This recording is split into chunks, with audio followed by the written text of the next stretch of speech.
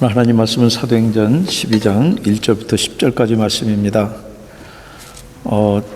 설교자가 조심해야 되는 것이 예화를 들 때 현재 있는 분들을 예화로 들지 않는 것입니다. 그래서 늘 떠난 분들, 근데 조심스럽습니다. 또 혹시 인터넷으로 또 페이스북으로 올라가기 때문에 들을 수도 있어서 아이덴티티가 확인이 안 되도록 조심을 하고 있습니다. 졸업하고 떠난 청년을 상담한 적이 있습니다. 공부 스트레스하고 그리고 그렇게 애쓰고 공부하는데 도대체 취업이 될지 그 불투명한 장래 때문에 불안에 빠져서 만나자고 그렇게 연락이 와서 만났습니다. 잠을 많이 잔다고 그래요. 적어도 잘 때만큼은 불안을 잊어서 많이 잔다고. 저는 주로 그 학생이 저를 만난 것이 제 어드바이스를 듣기 위해서 만난 게 아니라는 걸 알기 때문에 저는 주로 듣고 아프니까 청춘이다 그런 소리 안 했습니다. 근데 한 가지 분명한 사실, 나보다는 3배나 더 오래 살 거라는 사실, 그리고 한국의 수많은 그 또래들이 부러워할 미국 유학 생활하고 있다는 사실, 거기에는 서로 동의를 했습니다. 그리고 여호와께서는 자기가 사랑하는 자에게 잠을 주신다. 굉장히 좋아하더라고요. 시편 127편 2절에는 말씀도 해주고 꼰대 같은 소리는 안 했습니다. 근데 아무리 생각해도 저는 꼰대 같아요. 불안을 잊으려고 든 잠하고 최선을 다하다 지쳐 든 잠하고 어떤 잠이 더 달까요? 사도행전 12장 1절부터 10절까지 한 절씩 서로 교독하시겠습니다. 제가 홀수절, 여러분들 짝수절. 이 무렵에 헤롯 왕이 손을 뻗쳐서 교회에 속한 몇몇 사람을 해하였다. 그는 먼저, 여러분들 2절 읽으시기 바랍니다. 그는 먼저 요한과 형제가 아닌 야고보를 칼로 죽였다. 헤롯은 유대 사람들이 이 일을 기뻐하는 것을 보고 이제는 베드로까지 잡으려고 하였다. 때는 무교절 기간이었다. 그는 베드로도 잡아서 감옥에 가두고 4명으로 짠 경비병 4팩에 맡겨서 지키게 하였다. 유월절이 지나면 백성들 앞에 그를 끌어낼 속셈이었다. 이렇게 되어서 베드로가 감옥에 갇히고 교회는 그를 위하여 하나님께 간절히 기도하였다. 헤롯이 베드로를 백성들 앞에 끌어내기로 한 그 전날 밤이었다. 베드로는 2 사슬에 묶여 군인 2사람 틈에서 잠들어 있었고 문 앞에는 파수꾼들이 감옥을 지키고 있었다. 그런데 갑자기 주님의 천사가 나타나고 감방에 빛이 환히 비치었다. 천사가 베드로의 옆구리를 쳐서 깨우고 말하기를 빨리 일어나라 하였다. 그러자 쇠사슬이 그의 2 손목에서 풀렸다. 천사가 베드로에게 띠를 띠고 신을 씻으라 하고 말하니 베드로가 그대로 하였다. 또 천사가 그에게 겉옷을 두르고 나를 따라오너라 하니 베드로가 감방에서 나와서 천사를 따라갔다. 베드로는 천사가 하는 일이 참인 줄 모르고 자기가 환상을 보고 있는 것이라고 생각하였다. 그들이 첫째 초소와 둘째 초소를 지나서 시내로 통하는 철문에 이르니 문이 저절로 열렸다. 그래서 그들은 바깥으로 나와서 거리를 하나 지났다. 그때 갑자기 천사가 떠나갔다. 잠깐 기도하시겠습니다. 성령 하나님, 이 시간 이 자리에 사랑하는 주의 백성들과 구도자들에게 주님이 친히 말씀하시옵소서. 죽은 영혼들이 살아나게 하시고 실망한 사람들이 주님을 만나서 위로받고 주님이 함께 하심으로 말미암아 새 힘을 얻는 그런 시간 되도록 오늘 이 시간을 주님께서 주장해 주시옵소서. 예수님의 이름으로 기도합니다. 아멘. 교회에 대한 박해가 예루살렘에 극심해지니까 교인들이 이방 안디옥까지 흩어집니다. 사람 편에서는 흩어지는 게 좋아 보이지 않습니다. 우리 교회만 해도 매번 왔던 분들이 6개월이나 1년, 길면 2년마다 계속 오신 곳으로 다 흩어집니다. 그래서 저한테 참 힘드시겠습니다. 저도 인간인데 힘듭니다. 근데 생각을 바꿨습니다. 우리는 뭉쳐가지고 사람도 많고 재원도 많고 프로그램도 많고, 그래서 우리끼리 뭐 하는 것이 좋겠지만, 주님은 그게 아니라 설령 박해를 통해서라도 복음이 땅끝까지 퍼지기를 원하시는 것이 주님의 뜻이에요. 여기서 복음을 들은 분들, 여기서 그리고 건강한 하나님의 메시지를 들은 분들이 한국에 돌아가서 선한 영향을 미친다 그러면은 그것같이 귀한 일이 없습니다. 그래서 그렇게 생각을 바꿨습니다. 아, 그게 우리 사명이다. 여러분들, 제가 어렸을 때 정월 대보름이면은 쥐불놀이라는 걸 했습니다. 아마 시골에서 자란 분들 해보셨을 텐데, 논두렁에다 불을 놓으면은 거기에 기생충 알들이 톡톡 튀면서 그렇게 죽고, 깡통에 밑에 구멍을 뻥뻥뻥 뚫어가지고 거기 그 전선줄 같은 걸로 묶어가지고 이렇게 불을 붙여서, 그때 불꽃놀이가 없으니까 휙 던지면 그게 불꽃입니다. 바람이 셀 때는 논두렁에 불이 옆으로 번지기도 하고, 깡통이 잘못 떨어지면 초가지붕에 떨어지면 초가지붕에 불이 나기도 했습니다.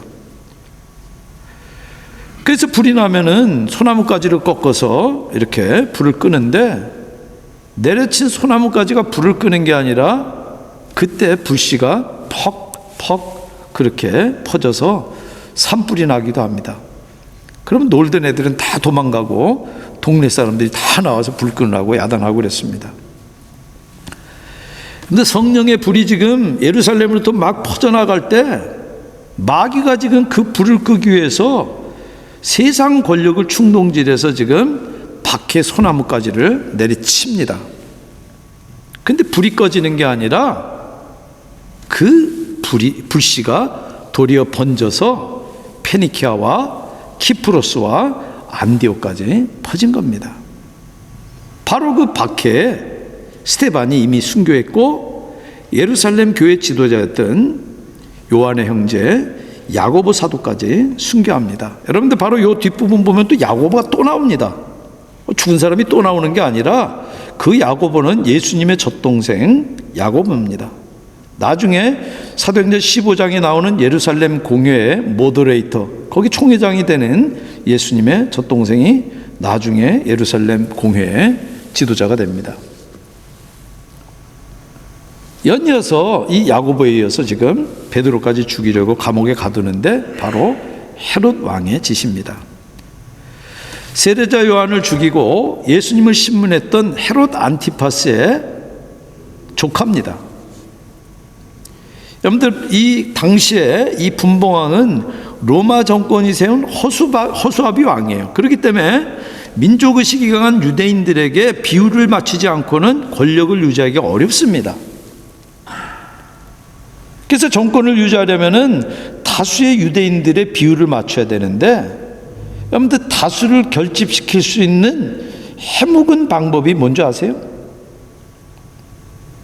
소수를 갈라쳐 가지고 공격하는 거예요. 미국에서도 지금 그러고 있잖아요. 한국에서도 그러지 않습니까? 늘 독재자들이 쓰는 아주 해묵은 통치 방식이에요. 헤롯은 지금 다수의 이 유대교 지지를 얻기 위해서 소수인 기독교를 희생양 삼아서 공격하는 거예요.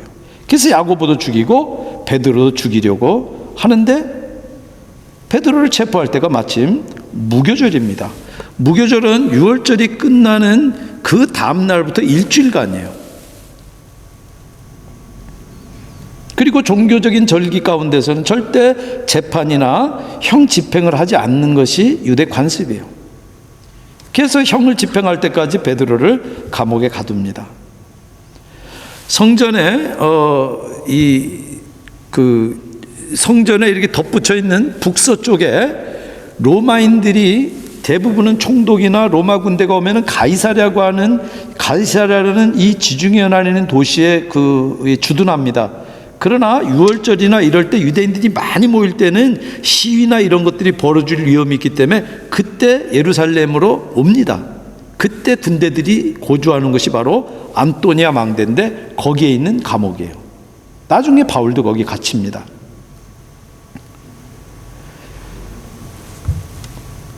그래서 지금 이 무교절이 끝나기가 무섭게 베드로를 죽일 각본은 이미 고소는 누가 하고 그리고 어떻게 하고 다 짜져 있어요. 극도로 절망적인 위기입니다. 베드로가 지금 이 위기에서 벗어나거나 살아날 가망성은 제로예요. 그러니까 무기력한 교회 공동체가 로마의 앞잡인 이 헤롯의 무력 앞에 전혀 대책이 없는 거예요. 간절한 기도 말고는 대책이 없는 거예요. 여러분 기도할 때 뭐라 그럽니까? 우리는 아무것도 할 수 없으니까 그냥 뭐 기도나 해보지. 그래서 말기암 환자들이 동물의 기생충약 먹는 것처럼 그렇게 기도에 매달리는 그런 사람들이 있습니다. 그런데 사람들 보기에는 가장 무기력한 그 대책이 실은 가장 강력한 대책인 거 아세요? 하나님이 없다 그러면은 그건 기생충약이에요. 동물이나 먹는 기생충약이에요. 검증도 안 돼. 그러나 만약 하나님이 계시다 그러면은 그것 같은 강력한 대책은 없는 거예요. 여러분들 이 땅에는 두 가지 공동체가 있습니다. 세상 공동체와 교회 공동체입니다. 공동체마다 각각의 무기가 있는데 세상 공동체는 힘이라는 무기가 있습니다. 군사력도 경제력도 그리고 외모도 지금은 무기입니다. 교회 공동체는 기도 말고는 아무 무기가 없어요. 교회가 기도에 의지하지 않고 세상 공동체가 가지고 있는 그것들을 이용하려고 할 때 교회가 타락하는 겁니다. 그런데 사람 힘으로 아무것도 할 수 없을 때 하나님을 믿는다는 사실은 의지할 곳이 있다는 얘기예요. 여러분들 C.S. 루이스가 재밌는 말 했습니다.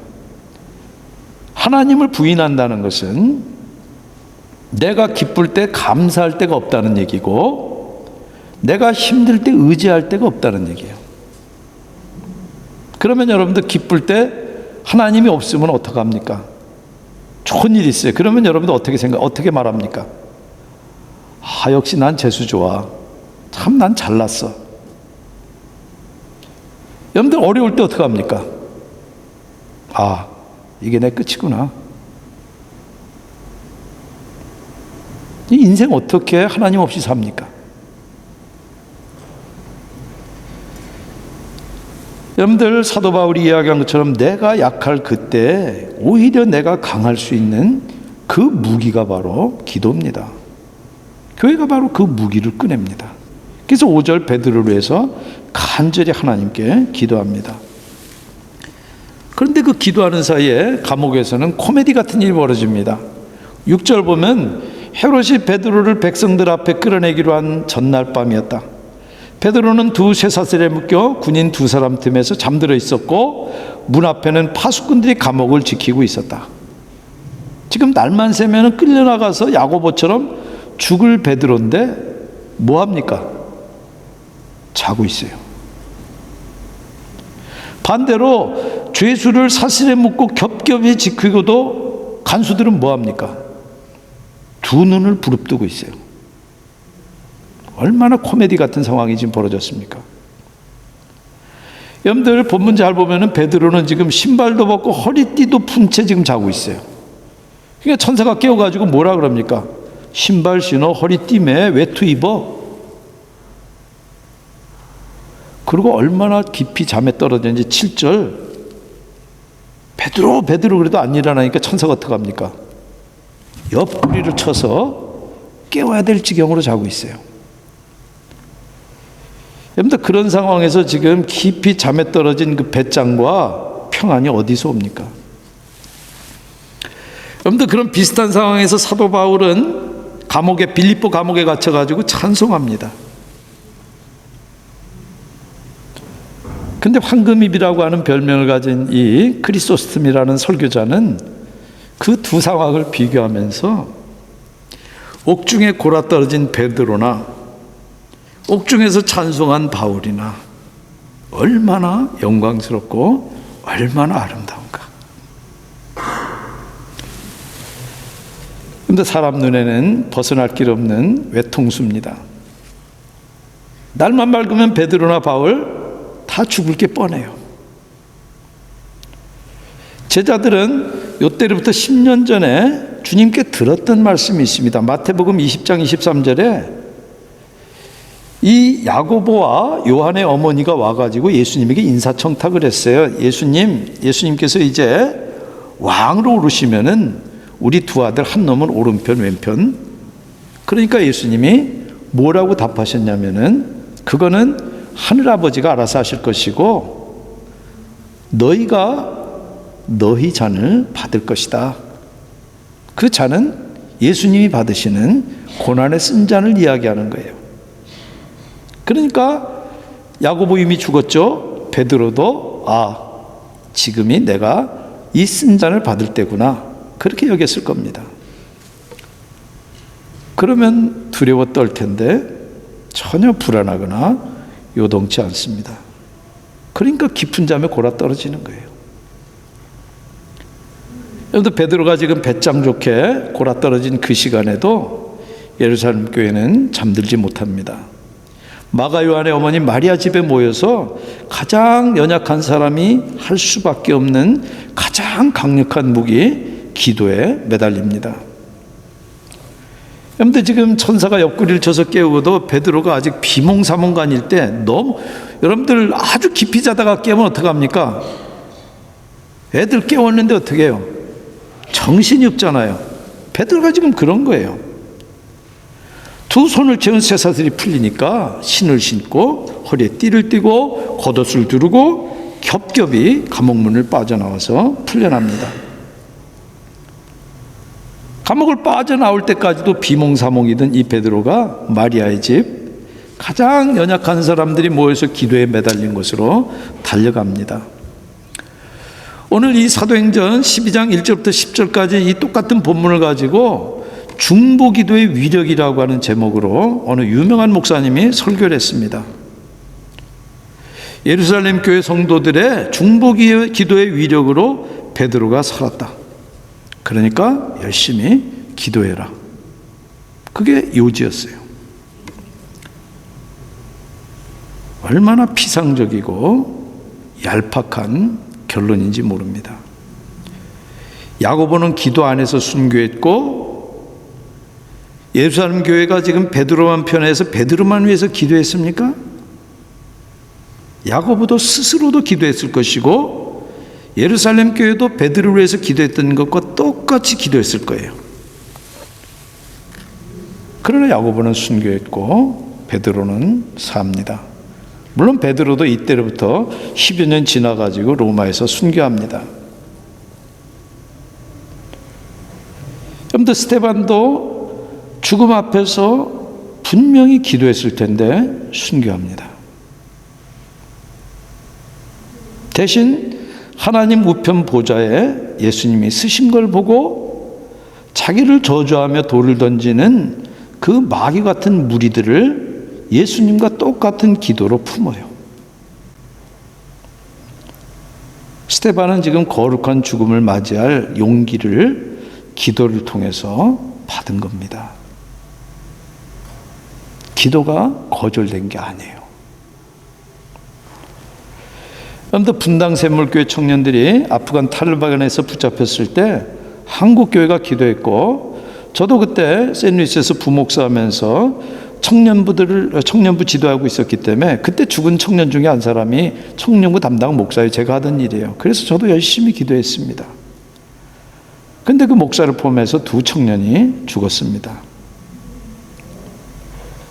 주님의 섭리에 따라 두 청년에게는 순교, 나머지 청년들에게는 구출을 허락하는 것으로 기도에 응답하셨어요. 거룩한 경륜의 뜻을 따라서 베드로는 더 살 이유가 있다고 주님이 판단하신 겁니다. 그래서 기적적인 구출의 은혜를 베푸신 것이지, 스데반과 야고보는 주님이 구할 힘이 모자라거나 아니면 스스로나 주변의 기도가 부족해서 순교당한 게 아니에요. 여러분들 오해하지 마시기 바랍니다. 중보기도 필요 없다는 얘기 아니에요. 어떤 경우에서도 기도와 같은 그런 승리의 비결은 없어요. 제 말은 죽을 수밖에 없는 위기에서 극적으로 빠져나와서 구출받는 것도 기도 응답이지만, 죽을 수밖에 없는 상황에서 주님의 은혜를 의지해서 그리스도인답게 영광스럽게 죽는 용기 또한 기도의 응답이라는 뜻이에요. 여러분들, 주님과 동행하다가 죽지 않고 데려가신 에녹뿐만 아니라 더 나은 제사를 드린 것 때문에 죽임당한 아벨도 똑같이 명예의 전당, 믿음의 명예연전, The Hall of Fame of the Faith에 나란히 올라가 있어요. 그런데 기도 응답을 그렇게만 보는 것을 승리주의, 트라이엄팔리즘이라고 이야기합니다. 한국 교회나 미국 교회가 트라이엄팔리즘에 지금 빠져 있어요. 예수 믿으면 영혼이 잘 되고 번영하고 강건해진다, 삼박자 구원론에 빠져 있어요. 기복신앙이나 번영신앙도 승리주의 변형이에요. 여러분들, 예수 믿으면 불가능이 없다 그러면서 긍정의 힘을 포교하는 책이 한국 기독교의 지금 롱타임 베스트셀러예요. 여러분들, 이치에도 맞지도 않고 성경적으로도 균형이 무너진 그런 가르침이에요. 저는 여러분 모두 궁핍하지 않기를 바라지만, 모두 부자가 되는 것이 주님의 뜻이라고도 생각하지 않습니다. 저는 여러분이 다 건강하길 바라지만 우리 가운데 아픈 분도 계세요. 하나님이 예수 믿는 사람들만 편애해서 잘되게 하시지 않아요. 여러분들, 기독교 인구가 1%도 안 되는 일본이 잘 살고 평균 수명도 어떤 세계상 나라보다도 높아요. 여러분들, 예수 잘 믿어도 사고나 질병으로 죽기도 하고, 예수 잘 믿어도, 예수 안 믿어도 인생이 잘 풀릴 수도 있어요. 여러분들, 기도는 얼마든지 우리 환경을 바꿀 수 있습니다. 그러나 기도에도 환경이 달라지지 않을 수 있어요. 환경을 바꾸는 것이 아니라 기도하는 사람을 바꿀 수도 있고, 야고보처럼 죽을 수도 있어요. 그러나 no matter what,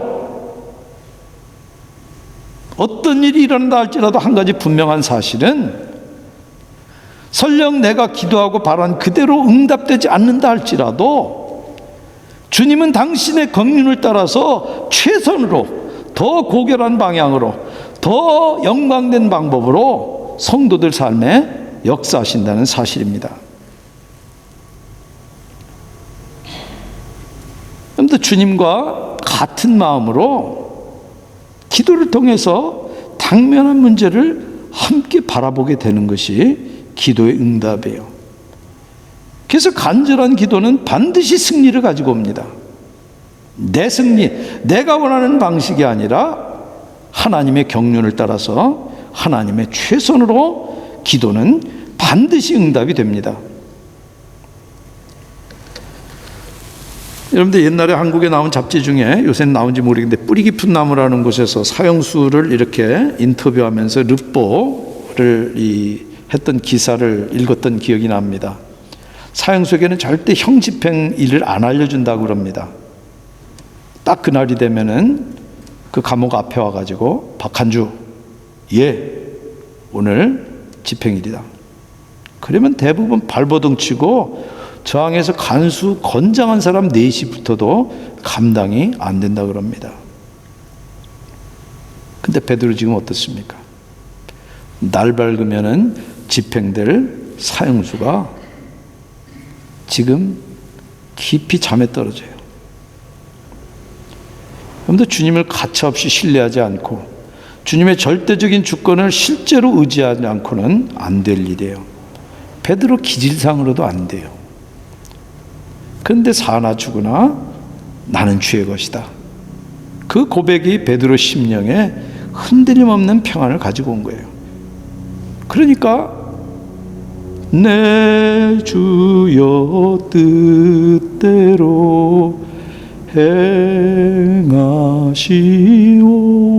행하시옵소서. 그러면서 영광스러운 잠에 빠진 거예요.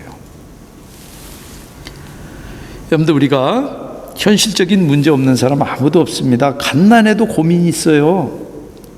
자기보다 한 살 많은 형 때문에, 자기보다 한 살 적은 동생 때문에 고민이 있어요. 여러분들, 그런 위협 앞에서 가슴 졸이면 긴장과 스트레스로 불면에 빠질 수밖에 없습니다. 아니면은 더 잘 수밖에 없어요. 적어도 잘 때만큼은 불안해서 자유롭고 싶으십니까? 여러분들, 불안을 잊기 위한 잠이 아니라 주님이 주신 그 기회를 최선을 다해서 피곤에 지쳐서 베드로처럼 잠드시기 바랍니다. 그런 잠이 바로 여호와께서 자기를 사랑하시는 자에게 주시는 잠인 줄 아시기 바랍니다. 그런 잠이 바로 크리스찬의 잠인 줄 아시기 바랍니다. 정말 여기 한 분도 빼놓지 않고 주님을 그렇게 신뢰하심으로 베드로처럼 흔들림 없는 그런 평안, 영광스러운 잠에 드시기 바랍니다. 여러분들, 주님을 전폭적으로 신뢰하고 맡길 때 주님, 내 삶은 다 당신 겁니다. 생명도 주셨으니 다 맡깁니다. 그렇게 기도하고 맡길 수 있는 것이 바로 믿는 사람의 특권입니다. 그런데 베드로는 인생의 굴곡 가운데 모든 염려를 주님께 맡기는 게 얼마나 중요한지 터득합니다. 그래서 베드로전서 5장 7절에 뭐라고 권면합니까? 여러분의 걱정을 모두 하나님께 맡기십시오. 하나님께서는 여러분을 돌보고 계십니다. 늘 회복될 줄 모르는 경제도, 자녀 문제도, 배우자, 비즈니스, 학업, 건강, 그리고 여러분의 장래까지 다 주님께 맡기십시오, 이 말이에요. 근데 그게 말처럼 쉽습니까? 아, 주님 맡깁니다. 그 말은 뭡니까? 여태 안 맡겼다는 얘기 아닙니까? 매일 그런다는 얘기 뭡니까? 매일 못 맡겼다는 얘기 아닙니까? 그래서 다 맡깁니다. 내 주여 뜻대로 행하시옵소서. 아멘. 그 담이 중요해요. 그런데 고개 들고 날기 무섭게 엄습하는 생각이 뭡니까? 기도했으니까 평안한 게 아니라 고개 딱 들면은 아, 이거 어떡하지? 여러분들, 어느 분이 영주권 받게 해달라고, 제가 전도사 때입니다, 기도 부탁을 해서 오랫동안 기도했습니다. 2년 정도 함께 기도하고 드디어 영주권 받았다고 이렇게 파란 카드를 저한테 보여줘서 얼마나 부러웠는지 모릅니다. 저는 그때 늦가기 신학생으로 생활이 어려우니까 잔디도 깎고 교회 청소도 하고 그러면서 학기당 18학점씩 고전어 이렇게 공부하고 그렇게 있을 때입니다. 그리고 비자도 학생 비자였을 때예요. 근데 그분이 영주권 카드 보여주고 딱 3일 만에 다시 저를 찾아왔어요, 사무실로. 저하고 아주 가까운 분이었어요. 더 얘기하면 그분 신분이 노출되기 때문에 더 얘기 안 합니다. 전사님, 이제 어떻게 살지 걱정이에요. 근데 그분은 제가 직종을 얘기하면 탈로 나기 때문에 전문직이에요. 근데 지금 45세 전도사하고 있는 사람한테 그러더라고요. 참 많은 생각을 했습니다. 그런데 그분만 그러는 게 아니라 솔직히 저도 수시로 그런 염려가 엄습합니다. 근데 제가 설교 모두에 우리 교회는 계속 보내는 것이 우리 교회 사명입니다, 제가 그렇게 이야기했지만, 여러분들, 제가 참 동역자로 이렇게 안심했던 분들 떠날 때가 가까우면 제가 스트레스 안 받는 줄 아세요? 잠이 안 와요.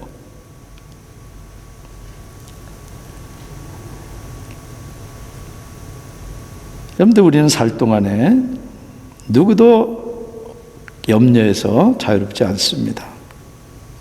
그래서 베드로가 여러분의 걱정을 모두 하나님께 맡기십시오. 하나님께서는 여러분을 돌보고 계십니다. 그 다음에 뭐라고 그런 줄 아세요?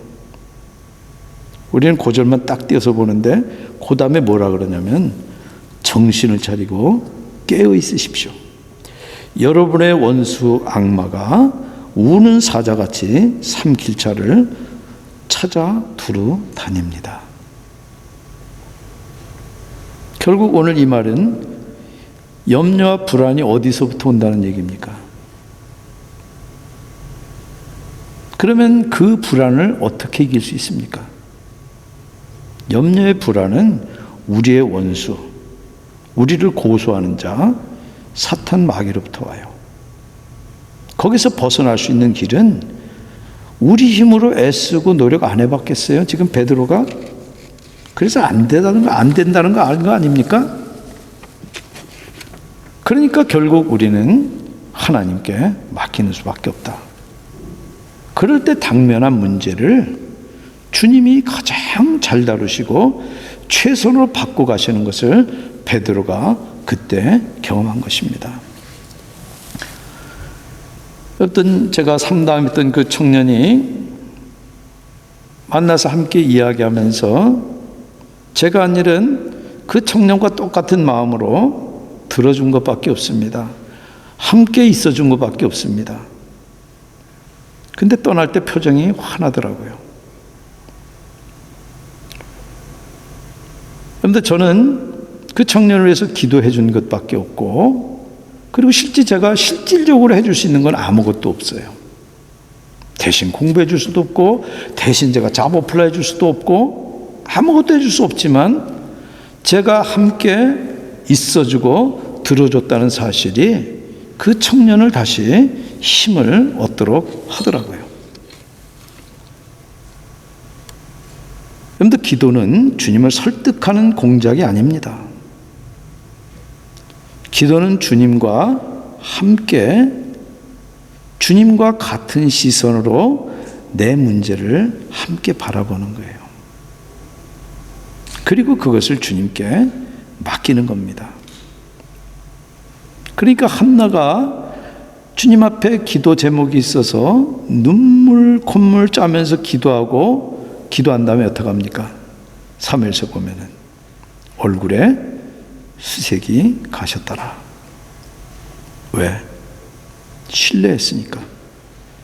나를 위해서 아무것도 해줄 수 없는 박한주 목사가 같이 들어주고 있어주고 기도해 준 것밖에 없는데 표정이 환해졌다면, 내 최선을 하시고 나를 사랑하시되 내 대신 죽기까지 하시는 그 주님이 내 최선을 마침내 이루고 마실 것이다라고 하는 그 신뢰.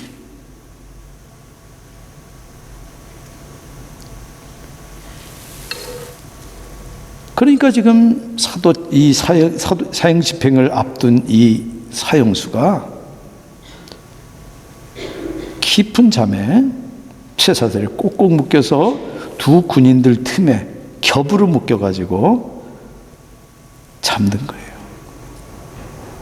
여러분들, 오늘 우리가 지금 부를 마지막 찬송, 내 평생에 가는 길 순탄하여 늘 잔잔한 강 같든지, 큰 풍파로 무섭고 어렵든지 나의 영혼은 편하다. 그런데 이 찬송이 어떻게 지어졌는 줄 아세요?